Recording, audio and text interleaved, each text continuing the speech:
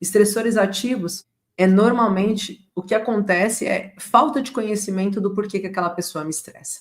Então peça para o seu paciente escrever o porquê que aquela pessoa te estressa. E aí a gente também vai lidar aqui com alguns pontos, eu estou trazendo isso hoje no quadro Por Trás dos Sintomas, falando de alguns pontos que podem estar envolvidos nessa questão, tá? Então, quando a gente está falando de artérias e veias, a gente pode estar falando aqui, ó, de um campo que muitas pessoas às vezes não falam, mas é esse primeiro pontinho aqui, ó, que são artérias e veias, e ela normalmente está ligada com problemas consanguíneos, de pessoas que passaram por problemas estressores familiares, e daí a gente vai ter mais propensão para ter varizes, a gente vai ter propensão para ter problemas com veias, às vezes até na questão cardíaca mesmo, com sopros, com má formação de alguma válvula, porque está relacionado, então, com o processo aqui de artérias e veias. Outro processo aqui que está ligado à questão familiar também, principalmente de separação, de perda, e que podem fazer com que esse estressor seja um estressor ativo. Uma pessoa, por exemplo, quando se divorcia, passa por esse tipo de situação,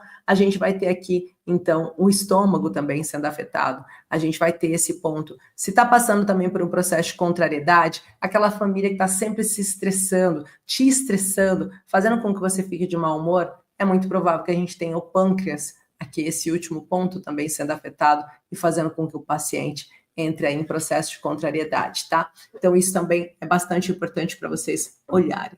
Depois a gente tem, então, o passo 3. Quero só saber se fez sentido aí o passo 2 para vocês. E o passo 2 a gente está falando de estressores ativos, tá? Que é um dos passos para você ajudar o seu paciente a ter uma melhor qualidade de vida. Ele saber quais são os estressores que ele evita e quais são as situações que ele sabe o porquê que desperta tanta raiva nele, tá? Depois nós temos um ponto aqui, que ele é um ponto bem importante, e a gente vai abordar ele, que muitos terapeutas têm dificuldade de fazer com que os pacientes saiam de um estado de ruminação de conflito, né? Tanto para a ansiedade quanto para a depressão isso acontece. Muitas das vezes os nossos pacientes, eles mantêm um ciclo de ansiedade por conta da ruminação de conflito. O que é isso da ruminação de conflito? É você ficar o tempo todo pensando aqueles pensamentos acelerados, e eu não estou falando só da TAG, tem vários outros tipos de ansiedade que têm pensamentos acelerados. Aqueles tipos de pensamentos que ficam o tempo todo doendo a nossa cabeça, de tanto que a gente pensa e fica tentando encontrar como eu resolvo esse problema, o que eu posso fazer para resolver esse problema, como que eu posso sair dessa situação, os famosos loops de preocupação. Quando nós estamos falando sobre ter um hiperfoco em, às vezes, várias questões ao mesmo tempo, bons pensamentos ruminantes, é necessário que a gente pare em algum momento para a gente cancelar esses pensamentos. E eu vou trazer aqui para vocês uma técnica bem simples que vocês podem usar, e depois eu vou falar como que os pensamentos podem acabar afetando também o nosso paciente, qual é um dos pontos aqui no corpo que pode ficar marcado dentro da Biomicrohertz. Mas uma coisa que eu quero trazer aqui para vocês é essa ligação de o que o pensamento acaba acontecendo, por que o pensamento acelerado acaba acontecendo e o pensamento ruminante. Eu falei logo no início dessa live que nós temos um pensamento de alerta que está acontecendo com o paciente ansioso. Então, se ele tem um pensamento de alerta, significa que ele está com medo de que aconteça alguma coisa. Ninguém fica alerta se nunca passou por uma situação. Pensa comigo.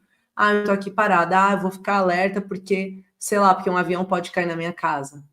Eu não estou perto do aeroporto. Eu não vi nada disso acontecendo. Eu não estou pensando sobre isso.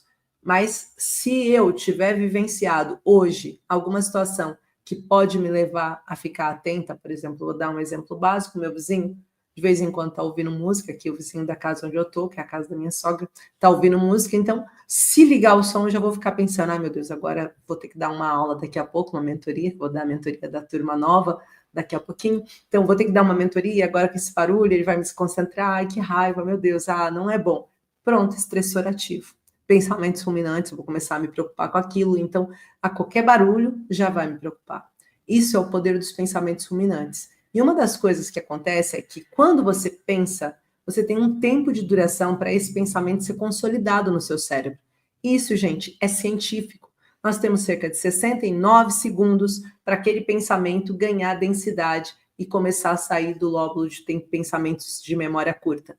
Então, quanto mais foco eu dou para um pensamento, se eu der 69 segundos de foco para o pensamento de que meu vizinho vai ligar o som, o meu corpo vai começar a se preocupar com isso. E ele vai ganhar isso como uma preocupação.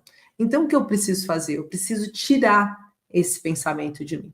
Existe uma técnica fantástica que é de cancelar as emoções negativas. Você pode bater aqui no pulso, tá? E cancelar essas emoções negativas baseado no processo de tapping. E você cancela, você fala cancelado, cancelado, cancelado. Esse pensamento. E não só isso, você pode fazer qualquer recurso que você use de desvio de foco, ensina o seu paciente a desviar o foco daquilo que está acontecendo para que o pensamento dele não consolide esses 69 segundos. Então, tô pensando no meu, eu não bebi água ainda hoje. Desviei o foco, vou pegar água. Desviei o foco. Ensina o seu paciente a desviar o foco, não ficar focado numa coisa que ele não queira, que ele sabe que vai lhe adoecer, tá bom? Em separação também, além do estômago, é frequente aparecer a alopécia?